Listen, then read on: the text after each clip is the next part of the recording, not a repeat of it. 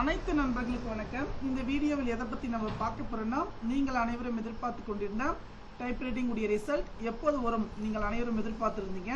அதுக்கான ரிசல்ட் வந்து பார்த்தீங்கன்னா எப்போது வரும், நமக்கு எக்ஸாம் எப்போ முடிஞ்சிச்சு வந்து பார்த்தீங்கன்னா நமக்கான ரிசல்ட் வந்து பார்த்தீங்கன்னா போன 1ஆம் தேதி, போன மாதம் 31, இந்த மாதம் 1ஆம் தேதி முடிஞ்சிச்சு.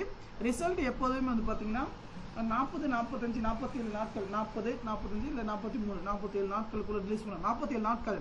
அப்படி இந்த 47 நாட்கள்ன்ற பட்சத்தில் வந்து பார்த்தீங்கன்னா நமக்கு 10ஆம் மாதம் 18 அல்லது 19ஆம் தேதி வெள்ளிக்கிழமை தான் எப்பவுமே எனக்கு தெரிஞ்சு வெள்ளிக்கிழமை சனிக்கிழமை ரிலீஸ் பண்ணுவாங்க. அப்படி பட்சத்தில் பார்க்கும்போது வந்து பார்த்தீங்கன்னா 10ஆவது மாதம் வந்து பார்த்தீங்கன்னா